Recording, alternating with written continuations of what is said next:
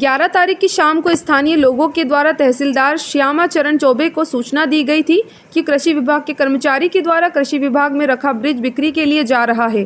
इसकी सूचना मिलते ही तहसीलदार तत्काल मौके पर पहुंचे और बीज को जब्त कर जांच में लिया। आज दिनांक 12 को तहसीलदार बक्सवाहा के द्वारा कृषि विभाग जाकर जांच की गई।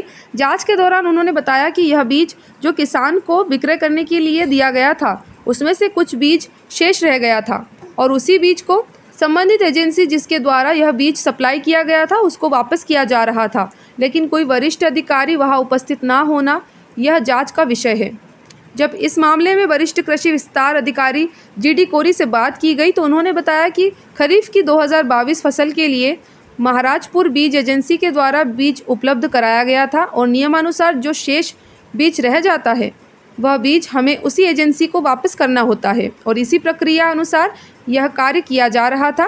बीज को यहां से वाहन द्वारा महाराजपुर भेजा जा रहा था। कल रात्रि में कुछ लोगों ने ऐसे आरोप लगाए थे कि कृषि विभाग के द्वारा बीज विक्रय किया जा रहा है, क्या है सच्चाई? इसमें बीज विक्रय नहीं किया जा रहा था।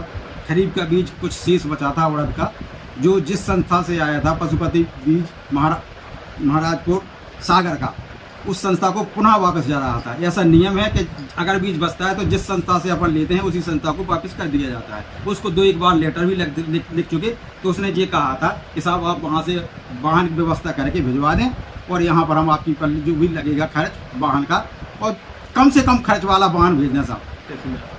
तो इस वजह से हमने वो थोड़ी जीप की थी, वो अभी अपनी गाड़ी से वो जा रहा था सागर लड़का हमारा जो इसमें चपरासी है हमारा। लेकिन फिर उसके बाद तहसीलदार का आना हुआ और उन्होंने उस माल को जब्ती बनाया। हाँ, जब्ती बनाया, तो उसके पश्चात साहब ने जब्ती बनाया, तो जब तक हम नहीं आ पाए उसके हमारी उससे बात हुई आशीष से, तो आशीष बोला कि साहब आप चले जाए। उन्होंने कहा कि सुबह 12-1 बजे के लगभग आइए साहब, तो फिर आप आ जाना और साहब के सामने जो साहब आपसे पूछे उसके संबंध में कथन कहना। तो साहब आज दूसरे दिन 12 तारीख को आज हमारे कार्यालय में पधारे। उन्होंने जो सील की थे लोग उसको तोड़ा, खोला और उन्होंने देखा सामग्री, जो सामग्री हमने वापसी लिखी थी वो उन्होंने यथावत उतनी सामग्री पाई। उसके पश्चात तहसीलदार साहब हमारे बयान लेकर के मतलब कथन लेकर के बात चली। श्रीमान जी, कल सूचना के आधार पर आप कृषि विभाग बक्सवा पहुंचे और वहां पर कुछ बीज को आपने जब्त किया, क्या था पूरा मामला? कल शाम को जो सूचना मिली थी उसके आधार पर शाम के 6 बजे करीब कृषि विभाग को मतलब वरिष्ठ अधिकारियों के उनके न होने के कारण से सील किया गया था। तो आज जो है दोपहर लगभग 3-3:30 बजे करीब कुछ को सूचना करके जैसे कल दी गई थी, एकाध पत्रकारों को भी फ़ोन लगा के बात किया था कि आ रहा हूँ खोलने के लिए।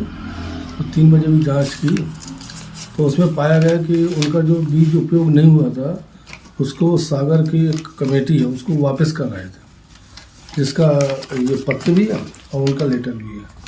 तो अब ये था कि उस समय उनकी ये अनियमितता थी कि कोई भी अधिकारी नहीं था उधर और वो लेके जा रहे थे। तो उनके वरिष्ठ अधिकारियों को छता पर बता दिया गया। अब वो जैसा अपना मतलब जांच का है।